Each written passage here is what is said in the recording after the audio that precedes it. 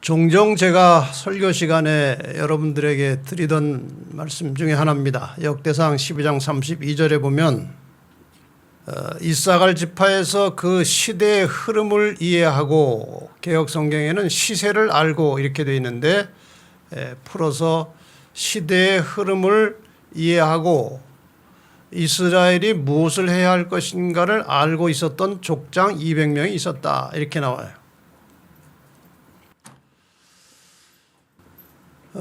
이 목회자가 해야 될 여러 가지 중요한 사역이랄까 책임 중에 하나는, 이 구원이라고 하는 것은 역사적 시간 속에서 이루어지는 것이기 때문에 시대의 흐름을 제대로 알아야 됩니다. 성경 예언상으로 볼 때 이 시대가 지금 어느 시대에 와 있고 어디로 흘러가고 있는지를 분명하게 파악을 해서 이 시대에 하나님의 백성들이 무엇을 하고 살아야 되느냐, 이것을 성도들에게 바르게 제시하고 성경적으로 인도하는 것이 목회자가 해야 될 중요한 사명과 책임 중에 하나이기 때문에 제가 종종 이 시세를 늘 설명을 드리고 있는 것입니다. 이 시대에 우리가 어떻게 살아야 되느냐 하는 것입니다. 그래서 여러 해에 걸쳐서 지금 온 세상을 뒤덮고 있는 이 코로나19 이후의 세상이 어떻게 변할 것인가에 대해서 제가 5번의 설교를 통해서 이러한 소주제를 다뤘습니다. 사회적 격리 현상이 있을 것이고, 그 다음에 경제 위기와 사람들이 정신적으로 상당히 혼란을 경험할 수밖에 없는 이런 패닉 상태에 들어갈 것이다. 그 다음에 이러한 와중에 강력한 통치자 혹은 독재자가 출현해서 장차 온 세계를 다스리게 될 것이다. 그리고 종교와 정치가 통합되어서 온 세상을 이제 지배하려고 할 것이다. 그 다음에 아마도 이 경제적으로 상당한 이제 어려움이 올 것이고, 이것을 빌미로 해서 개인들의 사생활을 통제하고 감시하는 사회 구조가 만들어질 것이다.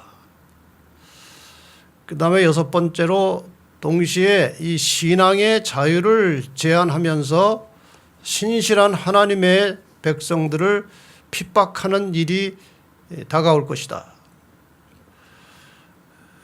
더 나가서 이제 지금 이 홍수가 나서 이 자연이 망가지는 것은 인간들이 저지른 인재라고 보는 것입니다. 그래서 이 환경을 제대로 보호하고 잘 보존을 해야 되는데 환경에도 휴식이 필요하다. 그래서 일요일 날은 온 세상이 모든 일을 중단하고 자연도 쉬고 사람도 쉬면서 좀 좋은 세상 만들어 보자. 이것이 이제 표면상 그렇지만 이것은 굉장한 이 음모에 들어가는 것입니다. 일요일을 강제적으로 휴업시키면 이제 드디어 온 세상은 역사의 거의 끄트머리에 가는 겁니다. 이런 일들이 있을 것이라고 제가 이 초기에, 이 코로나 초기에 말씀을 이미 드렸습니다. 그런데 지금 거의 그대로 다 돼가고 있지 않습니까? 이러한 때 이제 하나님께서는 이제 마침내 진노하시게 될 것이고, 인간들을 구원하시기 위해서 7 재앙을 내리실 것이다.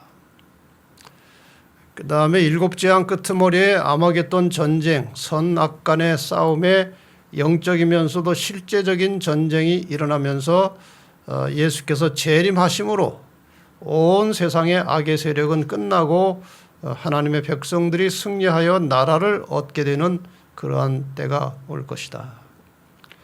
그리고 재림 이후에 이 천년기와 악인에 대한 심판의 역사가 계시록 20장에 나와서 설명을 드렸고, 그 천년이 마친 이후에 이제 지구는 완전히 새하늘과 새 땅으로 회복되고 회복된 인간이 그 지구상에서 하나님과 함께 영원히 사는 것이 하나님의 구속의 사역의 새로운 완성과 시작입니다.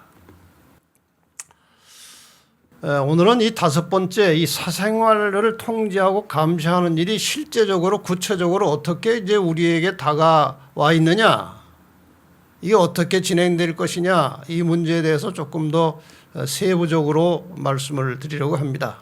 그래서 오늘 말씀의 제목은 하나님의 눈과 사람의 눈이라는 제목으로 말씀을 드리는데, 오늘날 이 세상을 지배하기 위해서 작동하고 있는 매우 중요한 단어 중에 하나는 전시안이라는 것입니다. 전시안.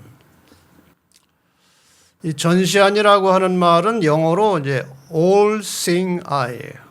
그러니까 모든 것을 보는 눈입니다. 이것이 전시안이에요. 관심 있는 분들은 이미 알고 있는 내용이지만 오늘 여러분들은 이 하나님의 눈과 이 사람의 눈에 대해서 좀 성경적으로 또 현실적으로 어떤 일이 벌어지고 있는지 좀 말씀을 드리려고 합니다. 신명기 11장 12절에 보면 내 하나님 여호와께서 권고하시는 땅이라 세초부터 세말까지 내 하나님 여호와의 눈이 항상 그 위에 있느니라. 여기 하나님 여호와의 눈이라고 하는 말이 나옵니다. 욥기 25장 5절에 보면은 하나님의 눈에는 달이라도 명랑치 못하고 별도 깨끗이 못하거든. 여기 역시 하나님의 눈에 대한 말씀이 나옵니다. 그 다음에 데살로니가전서 2장 4절에 보면은 오직 우리 마음을 감찰하시는 하나님을 기쁘시게 하려 함이라. 여기 감찰이라고 하는 것도 역시 이 눈과 관련된 것입니다. 하나님이 우리의 마음을 그냥 외형만 보시는 것이 아니고 우리의 마음속까지 하나님은 보신다는 말씀이죠.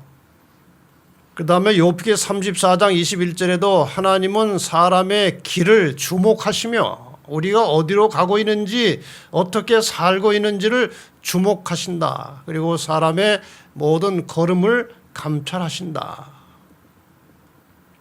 시편 7편 9절에도 악인의 악을 끊고 의인을 세우소서 의로우신 하나님이 사람의 심장을 감찰하시는도다. 그러니까 이 심장은 우리의 이제 마음 속을 말하는 거죠. 하나님께서는 우리의 마음과 함께 우리의 모든 것을 보고 계시고 알고 계시다.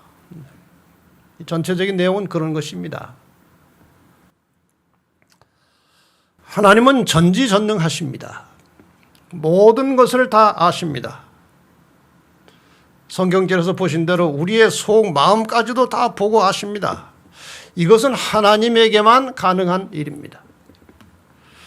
그런데 사탄은 피조물이면서도 하나님처럼 되고 싶어 합니다.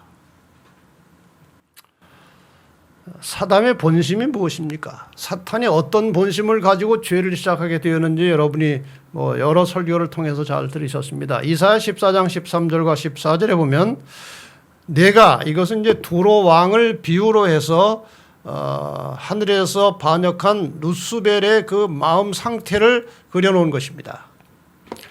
내가 내 마음에 이르기를 내가 하늘에 올라 하나님의 뭇별 위에 나의 보좌를 높이리라. 자기를 이제 높이려고 하는 것이죠. 내가 북극 지폐의 산 위에 좌정하리라. 가장 높은 구름에 올라 지극히 높은 자 누구십니까? 하나님과 비기리라. 내가 하나님처럼 되겠다. 이러한 사탄의 욕망을 여기에 기록해 놓았습니다. 사탄은 자기도 하나님처럼 피조물을 통제하고 감시하고 싶은 겁니다. 피조물들을 다 뚫어보고 싶은 것입니다. 그건 하나님만 하시는 일인데 자기도 그렇게 하고 싶은 거예요. 그래서 이 사탄이 하와를 유혹할 때도 보면은 참 이상한 말이 나옵니다. 창세기 3장 5절에 이 하와가 이 선악과를 먹으면 안 된다고 하니까 너희가 그것을 먹는 날에는 너희 무엇이 눈이 밝아 하나님과 같이 되어 선악을 알 줄을 하나님이 아심이니라. 눈이 밝아져서 누구처럼 된다고요? 하나님처럼 된다. 그러니까 하나님이 눈이 밝다는 뜻이죠. 너희도 먹으면 하나님처럼 눈이 밝아져서 하나님처럼 될 수 있어. 이렇게 미혹한 겁니다. 자, 사탄이 과연 이 자신의 목적, 목표를 어떻게 이 땅에서 이루어 왔고 이루어 갈 것인가? 사탄은 드러나서 일하지 않습니다. 숨어서 인간 대리자를 통해서 일합니다. 그래서 사탄이 자신을 대신하여 이 세상에서 하나님 역할을 대행할 인간 대리자를 세우는 일이 있을 것이라고 성경 여러 곳에 예언이 되어 있습니다. 자, 인간의 기본적인 역사를 설명하고 있는 성경 예언의 아주 기본적인 부분은 다니엘서 2장과 7장입니다. 잠깐 살펴보겠습니다. 여러분이 잘 아시는 거지만 이것이 다니엘 2장에 나오는 느부갓네살 왕이 꿈에 본 신상이지요. 저 신상이 각각 머리, 가슴, 팔, 배와 넓적다리, 종아리, 발과 발가락이 무엇을 상징하는지 여러분은 이미 공부를 많이 하셔서 잘 아십니다. 저 머리는 다니엘이 이제 그 당시 포로로 잡혀가 있던 바벨론을 상징하는 것이고, 저 바벨론은 이제 얼마 후에 은나라 페르시아한테 망할 것이고, 페르시아는 다시 논나라 그리스한테 망할 것이고, 그리스는 다시 철나라 로마한테 망할 것이고, 로마는 일시에 망하지 않고 발가락처럼 나라가 분열될 것이다. 저 발가락은 철과 진액이 섞여 있는 것처럼 강한 나라와 약한 나라가 섞여 살다가 공중에서 날아온 뜨인 돌에 의해서 망한다. 그 돌은 예수의 재림이에요. 그러니까 다니엘서 2장의 이 예언은 아주 기본적인 이 세상 나라의 역사를 설명하고 있는 것입니다. 그런데 똑같은 역사가 다시 한 번 더 나오는데 다니엘 7장에 나옵니다. 다니엘 7장에 4마리 짐승이 나오는데 첫 번째 나온 사자는 바벨론을 말하는 것이고, 두 번째 나온 곰은 페르시아를 상징하는 것이고, 세 번째 나온 표범은 그리스, 그리고 네 번째 등장한 저 괴상한 짐승 괴물은 로마를 상징하는 것이고, 그 네 번째 나온 짐승 머리에 달린 10개의 뿔은 10발가락처럼 로마에 분열될 것을 예언하고 있는 겁니다. 이 구조 자체는 다니엘 2장과 7장에 다를 바가 없습니다. 그런데 무엇이 이 다니엘 7장의 특이한 사항인가 하면은 이 10뿔 사이에서 작은 뿔이 하나 올라왔는데 이것이 참 특이합니다. 이건 매우 중요한 부분이에요. 성경 예언에 있어서. 이 다니엘 7장에 나타나는 작은 뿔을 제대로 이해하면 나머지 성경의 예언이 잘 풀려나갑니다. 그런데 이 다니엘 7장에 나오는 작은 뿔을 엉뚱한 데다 적용해버리면 나머지 예언이 전체가 뒤틀리고 풀리지 않게 돼 있어요. 그래서 이건 굉장히 중요한 부분이에요. 한번 잘 보시면 다니엘 7장 20절과 21절에 또 그것의 머리에는 네 번째 짐승입니다. 로마를 가리키는 짐승 머리에는 10뿔이 있고 그 외에 또 다른 뿔이 나오면 이것이 바로 작은 뿔을 말하는 것입니다. 세 뿔이 그 앞에 빠졌으며 그 뿔에는 무엇이 있었어요? 눈이 있었습니다. 그 뿔에 뭐가 있었어요? 눈이 달렸어요. 그리고 큰 말하는 입도 있고 그 모양이 동저보다 강하여 보인 것이라. 내가 본즉 이 뿔이, 눈 달린 이 뿔이 성도들로 더불어 싸워 이겼더라. 그러니까 눈 달린 뿔은 하나님을 대적하는 세력입니다. 이것을 정확하게 파악할 수 있어야 돼요. 역사를 통해서 로마 제국이 열국으로 분열된 이후에 작은 것으로 올라와 가지고 점점 힘을 얻어서 온 세상을 지배한 그 눈 달리고 입 달린 작은 뿔은 과연 무엇이냐? 이 눈이라는 것은 통제와 감시 혹은 통찰을 상징하는 것입니다. 눈. 그리고 입이라고 하는 것은 권세 혹은 명령, 간섭하는 힘을 말하는 거예요. 그런데 이 작은 뿔이 어떤 일을 할 것인지에 대하여 다니엘 7장 25절. 전 눈 달린 작은 뿔이 무슨 일을 할 것이냐. 다니엘 7장 25절에 그가 장차 말로 큰 말하는 입을 가졌다고 그랬잖아요. 지극히 높으신 자 누구십니까? 하나님을 대적하며 또 지극히 높으신 자의 성도를 괴롭게 할 것이며 또 때와 법을 변개코자 할 것이며 성도는 그의 손에 붙인 바 되어 한 때와 두 때와 반 때를 지내리라. 여러분, 저 작은 뿔이 하는 일을 보시면 저 작은 뿔을 모르면 안 됩니다. 하나님을 대적하고 하나님의 성도를 괴롭게 할 것입니다. 하나님이 정해놓으신 때와 법을 바꿀 것이에요.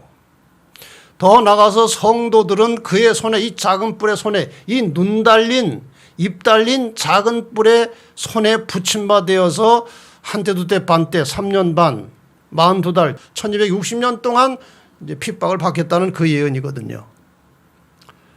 성도는 그의 손에 붙임 바 됐다는 말을 바꾸면 이런 말입니다. 그의 통제와 감시와 핍박을 받으면서, 그런 말이에요. 눈 달리고 입 달린 뿔. 저 작은 뿔이 무엇인지 여러분 다 아십니다. 제가 잠시 후에 다시 한번 설명드리겠습니다만은, 자, 이 작은 뿔이 나오는 역사적 배경을 여러분이 조금 다른 각도에서 한 번 더 설명을 드리겠습니다. 제가 지금까지 이런 설명은 잘 안 드렸는데 이번에 새롭게 제가 한번 구도를 이렇게 그려봤습니다. 이스라엘 백성들이 이 지구상에 존재하게 된 매우 중요한 목적이 무엇인가요? 왜 하나님께서 아브라함을 택하시고 그 아브라함의 후손들로 하여금 이스라엘이라는 나라를 만드셨을까요? 매우 중요한 두 가지 목적이 있습니다. 첫째는 이 이스라엘이라는 국가, 이 민족을 통해서 창세기 3장 15절에 약속된 여자의 후손, 메시아의 혈통으로 하나님께서 이스라엘 국가를 지금 만들고 계셨습니다. 더 나아가서 이스라엘 국가를 통해서 하나님께서 온 세상에 하나님이 존재하신다는 사실, 하나님이 인류를 구원하시려고 지금 일하고 있다는 사실, 하나님은 누구든지 다 구원받기를 원하신다는 그 하나님의 뜻을 이 세상 모든 사람들에게 전달하기 위해서 이스라엘이라는 국가를 하나님께서 사용하신 것입니다. 그래서 사탄은 이스라엘 국가를 파괴시켜야 됩니다. 자기의 목적을 이루시고 하나님의 목적을 방해하려면, 더군다나 그 하나님께서 말씀하신 여자의 후손이 나타나면 자기 어디를 상한다고 그래서요. 자기의 머리를 상한다고 했기 때문에 어떻게 해서라도 이스라엘 국가를 파멸시켜서 여자의 후손이 태어나지 못하게 하고 이 세상에 하나님이라는 존재를 깨닫지 못하도록 하는 것이 사단의 목표예요. 그래서 사탄은 이스라엘이라는 국가를 대항해서 이 세속의 나라의 국가들을 이용한 것입니다. 이방의 국가들을 이용해서 이스라엘이라는 국가를 망가뜨리려고 한 거예요. 그러나 하나님의 하시는 일을 사탄이 방해한다고 해서 그 하나님의 일이 실패로 갈 리는 없죠. 드디어 이 혈통 속에서 예수님께서 오셨습니다. 그리고 누구든지 예수를 통해서 구원받을 수 있는 길이 열렸고, 이 땅에 예수님께서 돌아가시고 부활하시고 하늘로 올라가신 이후에 성령의 능력을 통해서 그리스도교라는 종교가 만들어졌습니다. 교회가 탄생한 것입니다. 교회가. 이제 사탄은 이 교회를 공격하기 위해서 종교적 세력을 사용합니다. 이전에는 이스라엘이라는 국가를 공격했기 때문에 다른 이방의 국가들을 고용을 했지만, 이제는 그리스도교라는 종교를 박해하기 위해서 종교적 세력들을 이용하는 것입니다. 여기에 이제 초기에 그리스도교 초기에 등장한 종교는 역시 로마의 이방 종교, 태양신 종교였습니다. 그 다음에 더 나가서 하나님 섬기지 말고 황제를 숭배하라는 종교였습니다. 일종의 종교입니다. 황제 숭배도. 그런데 이렇게 하다가 이것이 별로 성공을 못했습니다. 그리스도교는 더 부흥하고 더 번성했습니다. 그래서 사탄이 전략을 바꿔서 기독교를 타락시켰습니다. 313년 콘스탄틴 황제가 종교 자유를 줌으로써 교회를 타락시켜서 타락한 교회, 다시 말하면 로마 교회, 나중에 가톨릭 교회가 됩니다마는 이 로마 가톨릭 교회를 통해서 하나님의 참 백성들을 핍박하는 일을 한 것입니다. 이것이 한때 두때 반때 1260년 동안 이제 박해한 예언이 성취된 것입니다. 그래서 538년부터 시작해서 1998년까지 1260년이라고 하는 긴 세월 동안 이 가톨릭 교회가 하나님의 참 백성들을 무수하게 죽이고 핍박하는 일을 했습니다. 자, 저기에 여러분이 잘 표시를 보시면 제가 다시 한번 이제 도표로 설명드리겠습니다. 사자 바벨론, 그 다음에 곰 페르시아, 그리고 표범 그리스, 괴물 로마, 그리고 열불 열국. 요 사이에서 뭐가 올라왔어요? 작은 뿔이 올라왔습니다. 저것이 눈 달린 작은 뿔 교황권이 1260년 동안 하나님의 교회와 성도들을 박해한 역사입니다. 그러므로 다니엘 7장에 나오는 이 눈 달리고 입 달린 작은 뿔은 정확하게 로마 교회, 가톨릭 교회 교황권을 상징하는 것입니다. 이것을 다른 데다가 적용하면 그 이후에 풀어지는 모든 예언은 빗나가게 돼 있어요. 제가 여러 차례 말씀드렸던 대로 가톨릭 교회 안에 선량한 하나님의 백성들 많이 있습니다. 교황 중에도 선량한 사람들이 있었을 것입니다. 그러나 그 사람들을 하나님께서 개별적으로 불러내서 구원하실 것이고, 이 가톨릭이라고 하는 이 조직 시스템 자체는 정면으로 하나님을 대적하고 하나님의 백성들을 박해하는 세력으로 이미 과거 역사에 정확하게 드러난 것입니다. 이것을 자꾸 피하면 안 돼요. 제가 개인적으로 무슨 감정이 있겠습니까? 가톨릭 교회하고 아무 감정 없어요. 이 가톨릭 교인들 중에 저하고 친한 친구들 상당수가 있습니다.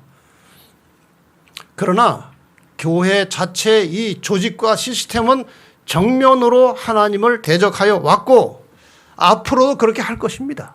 그래서 이것을 제가 말씀드리지 않을 수가 없는 것이죠. 데살로니가 후서 2장 4절에는 이미 이렇게 사도 바울이 예언을 했습니다. 저는 대적하는 자라 범사에 일컫는 하나님이나 숭배함을 받는 자 위에 뛰어나 자존하여 스스로 자기를 높여서 하나님 성전에 앉아 자기를 보여 하나님이라 하느니라. 인간이 자기를 하나님이라고 한다는 것입니다. 하나님의 역할을 하겠다는 것입니다. 사탄이 누구를 통해서 그 일을 했을까요? 계시록 13장 4절에 명확하게 나와 있습니다. 용이, 사탄이 짐승, 여기에 계시록 13장에 나오는 첫 번째 짐승은 중세시대에 활동하다가 몰락했다가 다시 살아난 교황권을 상징하는 것입니다. 이 짐승에 대한 해석도 다르게 하면은 모든 예언이 빗나가게 돼 있어요. 그건 틀림없이 짐승 교황권을 말하는 것입니다. 용이 짐승에게 권세를 주므로 용에게 경배하며 짐승에게 경배하여 가로되 누가 이 짐승과 같으뇨 누가 능히 이로 더불어 싸우려 하더라. 그러니까 지금 이 어두움의 죄악 세상은 이미 뒤에서 사탄이 권세를 잡고 있기 때문에 자기가 권세를 주고 싶은 어떤 특정한 세력과 인물에게 권세를 줄 수도 있고 뺏을 수도 있어요. 이 권세를 이 짐승에게 주었다는 것입니다. 이 교황의 역사를 보면은 중세시대의 교황들이 엄청난 일을 했고 정말 해서는 안 될 말도 많이 했습니다. 그 중에 하나가 이것입니다. 교황 피우스 5세가 이런 말을 했는데 저는 영문으로도 다 나와 있어요. 한 문서 책에. 교황과 하나님은 같은 존재이므로 그는 하늘과 땅의 모든 권세를 가졌다. 교황이 하나님과 같은 존재라고 아주 공공연하게 말을 했습니다. 이것이 바로 루스벨의 정신입니다. 루스벨이 하늘에서 하나님처럼 되고자 하는 마음으로 하나님의 자리에 올라가려고 하다가 하늘에 전쟁이 있었고 하나님께로부터 쫓겨났습니다. 그 뒤로 사탄은 사람을 미혹하는 데 성공했고 지구를 차지하게 됐습니다. 자신의 정체를 감추고 인간 대리자를 통해서 자신의 목적, 곧 하나님의 자리를 차지하려고 하는 자신의 목적을 인간을 통해서 해왔고 또 하고 있습니다. 그 일을 수행하고 있는 가장 대표적인 인물이 바로 교황권입니다. 우리는 이것을 피하면 안 됩니다. 다른 데로 자꾸 흘러가면 안 됩니다. 그러면 성경 전체가 빗나가게 돼 있어요. 자, 그러면은 이러한 일을 해온 사탄이 종말의 시대에 다시 한번 중세시대에 일했던 교황권을 내세워서 끝까지 하나님께 충성을 다하는 남은 자손들을 공격하게 될 것입니다. 다시 한번 이 도표로 돌아갑니다. 로마 가톨릭 교회가 1798년에 몰락을 했으나 그동안 꾸준히 이제 세력을 키워오다가 1929년에 라테란 조약을 통해서 잃어버렸던 바티칸을 다시 되찾고 주권을 회복하고 다시 한번 이 땅에 하나의 국가로서 존재를 드러내고 활동을 시작했습니다. 그래서 교황권이 몰락했다가 다시 살아난 것이 1929년이고 그 이후의 역사를 보면은 온 세상의 모든 종교들을 하나로 연합해서, 물론 교황 중심으로 종교를 연합해서 온 세계를 통치하려고 하는 계획이 차곡차곡 진행되고 있습니다. 목적이 무엇입니까? 계시록 12장 17절입니다. 용이 여자에게 분노하여 돌아가서 그 여자의 남은 자손 곧 하나님의 계명을 지키며 예수의 증거를 가진 자들로 더불어 싸우려고 바다 모래 위에 섰더라. 이것은 아마도 사탄의 마지막 전략일 것입니다. 누구를 공격합니까? 남은 자손. 어떤 사람들이에요? 하나님의 계명을 지키며 예수의 증거를 가진 자들을 공격하게 될 것입니다. 결국 이 마지막에 사탄의 최종적인 공격의 목표는 하나님의 말씀에 충실하게 살아가는 남은 자손들입니다. 이들을 공격하기 위해서 지금 온 세상은 교황을 중심으로 종교가 하나로 거의 연합되었습니다. 마지막 선포식만 하면 됩니다. 종교 다원화 사상과 함께 모든 다른 종교도 구원받을 수 있다는 사상과 함께 이제 교황 중심으로 온 세계 종교가 하나가 되고, 종교가 하나가 된다면은 세상 모든 정치까지 하나로 묶는 것은 별로 어려운 일이 아닙니다. 종교 인구가 지금 40억이 넘기 때문에 그 인구가 다 하나가 되면 정치까지 다 통합되게 돼 있죠. 그래서 결국 세상의 모든 종교들과 정치 세력이 연합해서 하나님의 계명을 지키는 자들을 공격하게 될 것입니다. 교황은 지금 어마어마한 힘을 가지고 뒤에서 세상을 지배하고 조정하고 있습니다. 여러분 저 그림만 잠깐 보세요. 저 수많은 사람들이 저 먼 거리에서 교황이 교황청 건물의 발코니에 나오는 것을 기다리고 있다가 저렇게 잠깐 한번 보는 겁니다. 한 말씀 듣고 저 힘이 도대체 어디서 나오는 것입니까? 좀 전에 보신 대로 용이 자기의 능력과 보좌와 큰 권세를 그에게 주었다. 용이 짐승에게 권세를 주므로 용에게 경배하며 짐승에게 경배하여 가로되 누가 이 짐승과 같으뇨 누가 능히 이로 더불어 싸우려 하더라. 앞으로는 이 지구상에 이 교황의 권세를 대항할 만한 힘이 나타나지 않습니다. 저게 마지막 장면이에요. 아까 읽었던 성경 말씀, 숭배함을 받는 자 위에 뛰어나 자존하여 자기를 보여 하나님이라 하느니라. 예수님의 모습과는 너무나 대조적인 모습 아닌가요? 결국 세상이 저렇게 갈 것입니다. 코로나가 아마도 이 일을 매우 신속하게 앞당기게 될 것도 확실합니다. 그리고 사탄의 마지막 전략은 지구상의 각 개인을 통제하고 감시하여 하나님의 백성을 제거하는 것입니다. 과연 이러한 일이 어떤 역사적 과정을 거쳐서 이루어지게 될 것인지 한번 잠깐 살펴봅시다. 중세 종교 암흑 시대 동안에 일어난 일입니다. 너무나 이제 핍박이 심하니까 영국의 청교도들이 그 핍박을 피해서 1620년 9월 20일, 이건 미국에 도착한 시간입니다. 1620년 9월 20일에 청교도들이 메이플라워호라는 배를 타고 대서양을 건너서 미국 플리모스에 도착해서 드디어 미국이라는 나라가 이제 출발합니다. 그런데 이 일이 있기 훨씬 전에 이 미국의 출현에 대해서 사도 요한이 계시를 봤습니다. 계시록 13장 11절에 보면은 내가 보면 또 다른 짐승이 땅에서 올라오니 새끼 양같이 두 뿔이 있고 용처럼 말하더라. 여기 새끼 양이 바로 순전한 기독교 정신, 개신교 정신으로 출발한 미국을 말하는 것입니다.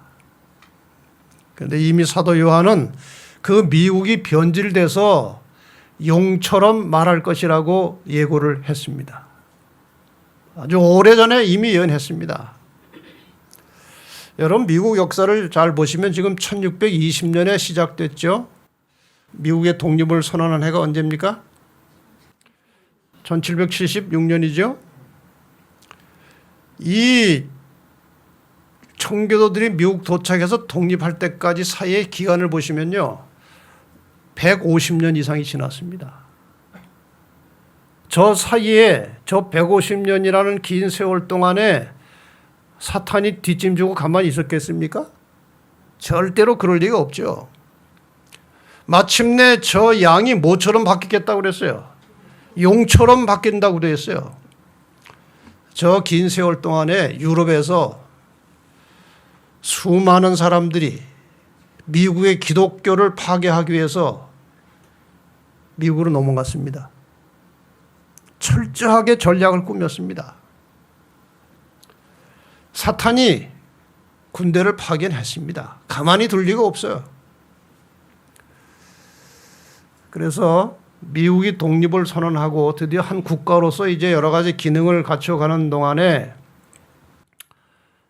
화폐가 만들어졌죠. 저 화폐는 독립한 지 한 10여 년 후에 1785년에 미국 화폐가 지정이 됐고, 그동안 이 화폐가 약간 바뀌었죠. 그림이 바뀌다가 현재 저 1달러 화폐가 나온 것은 1929년입니다. 자, 1929년은 참 묘한 해입니다. 그것이 교황권이 힘을 다시 회복한 해기도 한데, 현재 1달러짜리 지폐가 확정돼서 통용된 것은 1929년부터예요. 저 1달러짜리 지폐 뒷면을 여러분이 아마 뭐 이런저런 경로를 통해서 대략은 아실 것입니다만 제가 오늘 좀 상세하게 설명을 드리겠습니다. 저게 뭐가 있습니까? 눈이 달린 겁니다. 눈. 도대체 미국 1달러 화폐에 눈이 왜 달립니까? 저게 심상치 않은 거예요. 저기 나온, 저기 지금 라틴어로 되어 있어요. 위아래 글자들이 전부 다. Anuit coeptis. 저 말은 무슨 말인가 하면, 풀면 우리의 사업은 성공한다, 그런 뜻입니다.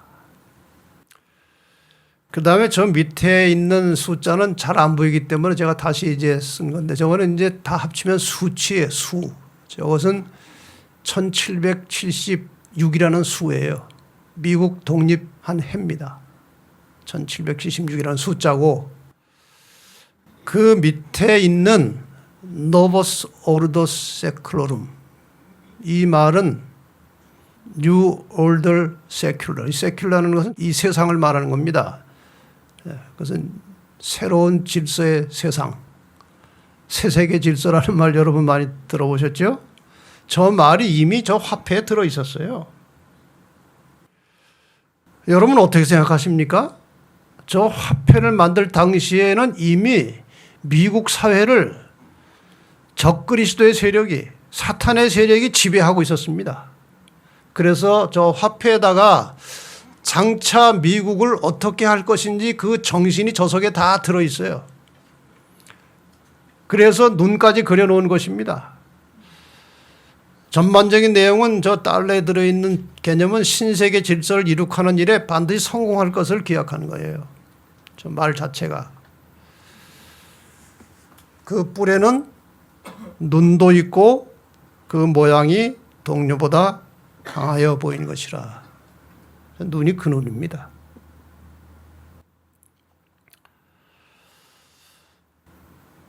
뭐 정확한 날짜는 모르지만 KBS 뉴스에서 이런 자막이 또 올라왔습니다. 코로나19 이후 세계 석학들은 어떻게 볼까? 유발 하랄이라는 유명한 사람은 폭풍은 지나가고 인류는 살아남겠지만 우리는 어디에 살겠다고요? 지금과는 다른 세상에 살겠다고 그랬어요. 저 다른 세상은 여러 가지 의미를 포함한 것입니다.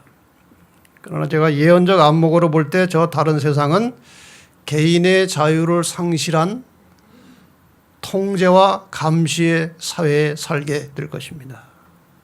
우리는 더 이상 지금처럼 자유롭게 예배하고 양심의 자유를 가지고 살아갈 수 없는 그런 세상이 다가오고 있어요. 이미 우리는 그 사회 속에 익숙해져 가고 길들여져 가고 있습니다. 여러분 다 카드 쓰시죠? 이 카드를 여러분이 쓰는 동안에 여러분이 어디 가서 뭘 샀는지 누가 다 압니다. 다 알아요. 내비게이션 쓰십니까? 이거 쓰고 있는 동안에 여러분이 어디서 어디로 움직여 가고 있는지 다 보고 있습니다. 저금 통장 이체하십니까? 언제 누구한테 얼마 보낸 거 다 나옵니다. 인터넷 쓰고 계십니까? 누군가 여러분을 다 감시하고 있어요. 맘만 먹으면 얼마든지 여러분이 하는 모든 말이나 여러분이 하는 일들을 감시하는 것입니다. CCTV 카메라 범인 잡으려고만 있겠습니까? 아닙니다. 결국 이 모든 것들이 이 인간 세계를 통제하는 사회로 만들어가고 있는 것이에요. 특히 스마트폰 여기 지금 이거 없이 살 수 있습니까 우리가? 이거 다 사용할 수밖에 없어요. 저도 뻔히 알면서 쓸 수밖에 없는 것입니다. 왜? 스마트폰으로 여러분들에게 문자도 보내야 되니까. 여러분에게 소식을 전해야 되니까. 또 들어야 되니까. 이 QR코드라는 게 있어요. 여기 이제 여러 가지 정보들이 들어가는 것인데 앞으로 개인적으로 다 이 QR코드를 가져야 됩니다. 그래 어디 출입도 할 수 있고 어디 돈도 거래할 수 있고 그래 QR코드라고. 중국은 지금 이것이 얼마나 발달되어 있는지요. 구글하는 사람도 QR코드가 있어요. 구글에요. 이런 세상이 됐어요. 이런 여러 가지 도구들이 지금 우리를 다 이렇게 감시하고 있어요. 다 이렇게. 이게 눈이에요. 눈. 감시하는 거예요. 본인이 원하든 원하지 않든 간에. 저는 이 사실을 뻔히 알면서도 다 쓰고 있어요. 우리는 이미 통제에 익숙해져 가고 있는 것입니다. 자, 저 눈. 저 피라미드 구조의 꼭대기 눈이 누굴까요? 제수이트입니다. 이건 제가 마음대로 그린 게 아니에요. 공식적으로 나온 그림이에요. 이런 모든 세계의 구조들이, 조직체들이 세상을 감시하는데 그 제 꼭대기 상단에 제수이트가 있는 겁니다. 제수이트는 가톨릭의 행동 조직이죠. 이런 만평 전에 한번 제가 보여드렸습니다. 저 맨 앞에 있는 지구라고 하는 고기를 가톨릭 철치가 물고 있어요. 가톨릭을 제수이트가 물고 있는 겁니다. 그래서 지구는 가톨릭에 물리고 가톨릭은 제수이트에 물려 있어요. 이것이 오늘날 세계의 힘의 구조예요. 제수이트가 감시하는 겁니다. 다. 이것이 작은 뿔에 다니엘 7장 작은 뿔에 달린 눈입니다. 오늘까지 이것은 작용하고 있는 것입니다. 마지막 때 그 눈은 다시 열렸고 오늘 우리를 감시하고 있는 거예요. 이런 상징들이요, 여러분이 뒤져보시면 이 눈들이 수도 없이 그려져 있어요. 여기저기에. 심지어는 건축물에까지 이 눈이 나옵니다. 저는 북한에 있는 과학연구원의 건물이에요. 꼭대기에 전시안을 만들어 놓은 것입니다. 꼭대기에. 이거는 어느 자동차 회사의 광고 나오는 한 컷이에요. 광고 중에 나오는 거예요. 저기 전시안입니다. 이건 위안부 추모공원에 있는 거예요. 저기에도 눈이 있어요. 온 세상이 지금 눈천지입니다. 연예인들 소위 말하는 K-팝 노래하고 공연하는데 거기 열렬한 팬들이 전부 다 눈을 가지고 응원합니다. 저게 무슨 눈입니까? 그 모든 연예인들 공연할 때 전부 다 뒤에 후원하는 백그라운드가 저 일루미나이트예요. 거기를 지금 상징하는 것들이 지금 온 세상을 덮어가고 있어요. 문신도 이제 눈을 하고 있어요. 문신. 저 팔에다가 문신한 거예요. 저 연예인이 저 표시를 가지고 살아요. 이게 일루미나이트 심볼입니다. 온 세상이 지금 여기에 물들어가고 있고 익숙해져 가고 있어요. 피할 수 없어요. 이제 앞으로 예상되는 저런 모든 이 눈이 온 세상을 지배하는데 사람들이 익숙해져 가고 있어요. 우리가 사용하는 모든 도구들이 다 이제 통제와 감시 속에 들어있는 것입니다. 앞으로 이제 어떤 사생활 통지 감시가 이럴 것이냐 이미 진행되고 있지만 첫째, 개인의 신상을 정확하게 파악할 수 있습니다. 개인의 돈 사용 출처와 용도를 모두 다 추적할 수 있습니다. 개인이 활동하고 움직이는 동선, 어디로 돌아다니는지 다 알 수 있어요. CCTV가 곳곳에 설치되고 점점 더 많이 설치됩니다. 가는 데마다 다 우리는 이 CCTV에 찍히고 있어요. 온갖 개인의 질병의 이력과 현재 상황을 파악할 수 있습니다. 개인의 취향과 성격과 인간관계까지 다 알 수 있어요. 최종 목표는 개인의 생각까지 파악해서 그것을 조정하고 개인의 자유의지를 간섭하는 데까지 가려고 하는 겁니다. 이것이 다 계획 속에 들어있어요. 결론이 무엇이냐? 사탄이 인간이라는 도구를 통해서 자신이 하나님이 되고 사람을 지배하려고 하는 겁니다. 하나님의 눈, 사람의 눈, 무슨 차이입니까? 같은 눈이에요. 하나님의 눈은 하나님의 백성들을 감찰하시고 보호하시는 눈입니다.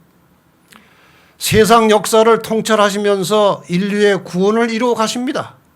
하나님의 눈은. 그리고 하나님의 뜻대로 사는 자들을 찾아내서 구원하십니다. 이것이 하나님의 눈이에요. 사람의 눈은 뭘 합니까? 인간들을 감시하고 통제해서 자유를 억압합니다. 그리고 통치자의 지시와 명령에 절대 복종하도록 강요할 것입니다. 하나님께서는 인간에게 자유의지를 주셨어요. 사람이 뭐든지 선택할 수 있어요. 이렇게 할 수도 있고 저렇게 할 수도 있어요. 그러나 사람의 눈은 그 자유를 통제하는 겁니다. 그리고 마침내 하나님의 뜻대로 사는 자들을 찾아내서 멸하려고 하는 것입니다. 이것이 사람의 눈의 목적입니다. 과거에 그렇게 했습니다. 앞으로도 이 눈으로 감시하면서 자기들의 말에 복종하지 않고 하나님 말에 순종하고 하나님 뜻대로 사는 자들을 찾아내서 이 땅에서 없애버리는 것이 감시하는 눈의 목적이에요. 자, 이 감시는 벌써 오래전에 있었습니다. 지금 누가 누구를 감시합니까? 신하들이 다니엘을 감시하는 겁니다. 저게 다 감시하는 거 아닙니까? 이렇게 법대로 하나하나. 이 감시할 때 다니엘의 상태를 이렇게 말합니다. 총리들과 방백들이 국사에 대하여 다니엘을 고소할 틈을 얻고자 하였으나 감시해가지고 능히 아무 틈 아무 허물을 얻지 못하였으니 이는 그가 충성되어 아무 그릇함도 없고 아무 허물도 없음이었더라. 열심히 감시해서 찾아봤는데 흠잡을 게 안 나오는 겁니다.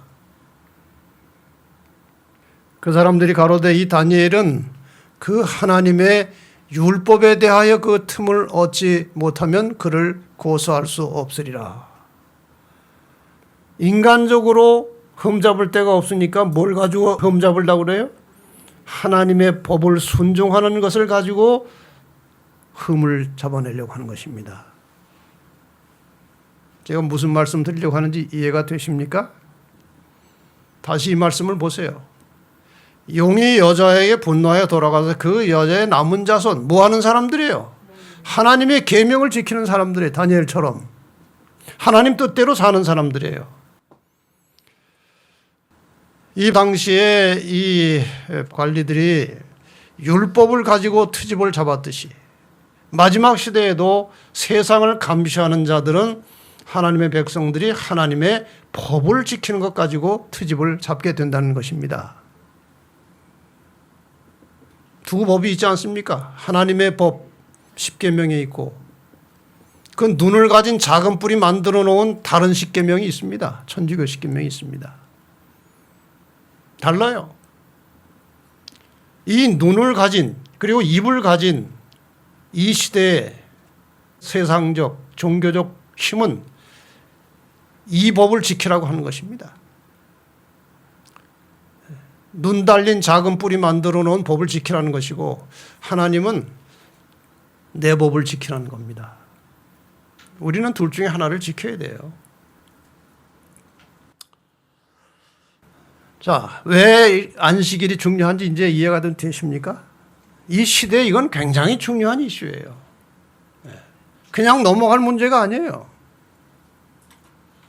사느냐 죽느냐가 결정되는 문제입니다. 근데 과연 사탄의 이러한 세상을 통합해서 인간들을 통제하고 감시하는 일이 성공할 수 있을까요? 없을까요? 어느 정도는 성공할 수 있을지 모르겠습니다. 그러나 정답은 여기에 있습니다.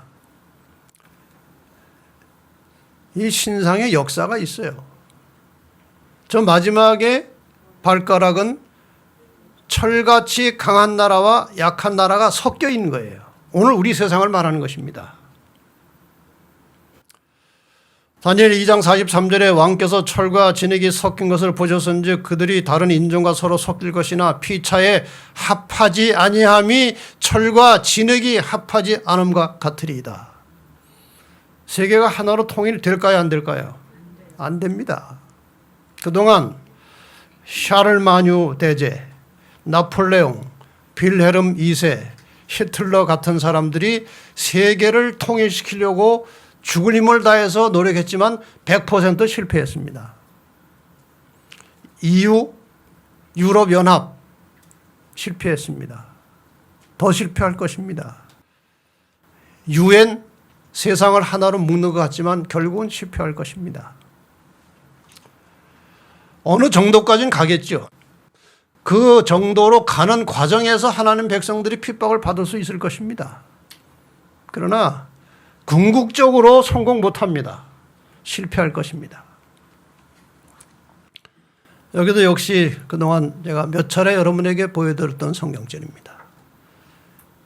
이 열왕의 때 강한 나라, 약한 나라가 섞여 있지만 합쳐지지 않는 이 시대에 하늘에 하나님이 한 나라를 세우시리니 이것은 영원히 망하지도 아니할 것이요 그 국권이 다른 백성에게로 돌아가지도 아니할 것이요 도리어 이 모든 나라를 쳐서 멸하고 영원히 설 것이라. 이것이 결론이에요. 이것이 끝입니다. 잠언 16장 9절에 사람이 마음으로 자기의 길을 계획할지라도 그 걸음을 인도하시는 자는 여호와시니라. 사람이 아무리 계획을 해도 결국 이 세상 역사의 주관자는 하나님이십니다. 하나님이 이기십니다. 네. 개인적으로는 실패할 수 있어요. 우리가 개인적으로는 이런 시련과 핍박의 과정 속에서 신앙을 포기할 수도 있고 실패할 수도 있을 것입니다. 그러나 이 교회는 절대로 실패하지 않습니다. 하나님께서 인도하십니다. 시편 2편에 이러한 사실에 대해서 이렇게 기록했습니다. 어찌하여 열방이 분노하며 민족들이 허사를 경영하는고 헛된 일을 하느냐 이것입니다. 세상의 군왕들이 나서며 관원들이 서로 꾀하여 여호와께 그 기름받은 자를 대적하며 예수 그리스도를 대적하며 우리가 그 맨 것을 끊고 그 결박을 벗어버리자 하도다. 하늘에 계신 자가 웃으시며 주께서 저희를 비웃으시리로다. 인간들이 지금 온갖 감시 시스템을 가지고 사람들을 감시하고 자기들 말 안 듣는 자를 찾아내려고 하지만 하나님께서 웃고 계십니다. 너희들이 그게 하는 일이 뭐냐? 너희들이 지금 나한테 도전하는 것이냐? 자, 지금 시세가 이렇습니다. 지금 시세를 여러분이 아셔야 돼요. 그래야 어떻게 살지가 결정되는 것입니다. 지금 세상이 이렇게 흘러가고 있는데 과연 여기에서 나는 그리스도인으로서 하나님의 백성으로서 어떻게 살아야 될 것이냐. 시세를 알아야 마땅히 행할 바를 알게 되는 것 아니겠습니까? 이 땅에서 인간들이 계획하는 모든 것들은 잠시 성취되는 것처럼 보일지 모르지만 반드시 실패할 것입니다. 느부갓네살이 망하지 않으려고 신상 전체를 금으로 만들어서 세워놓고 절을 하고 숭배했지만 바벨론은 망했습니다. 마찬가지로 마지막에도 똑같은 일이 벌어질 것입니다. 여호와께서 그 성전에 계시니 여호와의 보좌는 하늘에 있으며 그 눈이 인생을 통촉하시고 그 안목이 저희를 감찰하시는도다. 주의 눈은 의인을 향하시고 그의 귀는 저의 간구에 기르시되 너희가 열심으로 선을 행하면 누가 너희를 헤아리오. 만군의 여호와가 이르노라. 내가 나의 정한 날에 그들로 나의 특별한 소유를 삼을 것이요 또 사람이 자기를 섬기는 아들을 아낌같이 내가 그들을 아끼리라. 하나님의 약속입니다. 여호와는 의로우사 의로운 일을 좋아하시니 정직한 자는 그 얼굴을 배우리로다. 이제 마지막으로 이 말씀을 보고 마치겠습니다.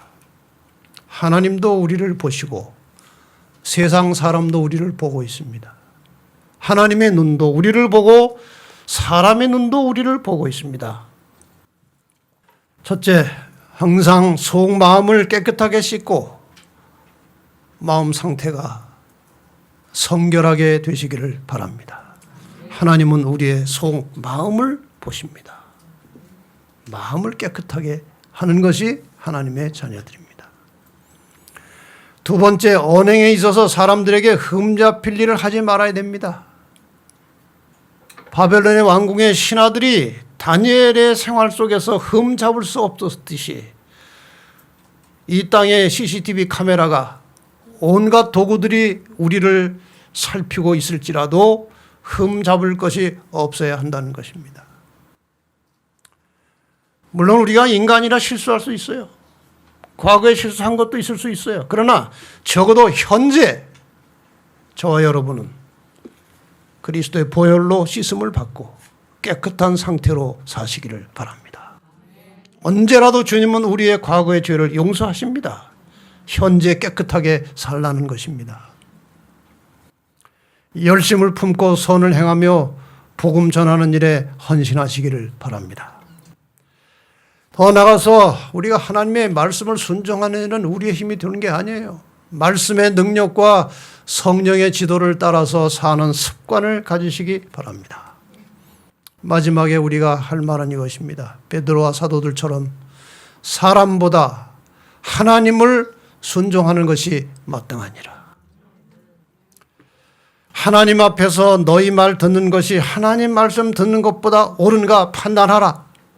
우리가 언젠가 어디선가 이 말을 해야 될 때가 올 것입니다.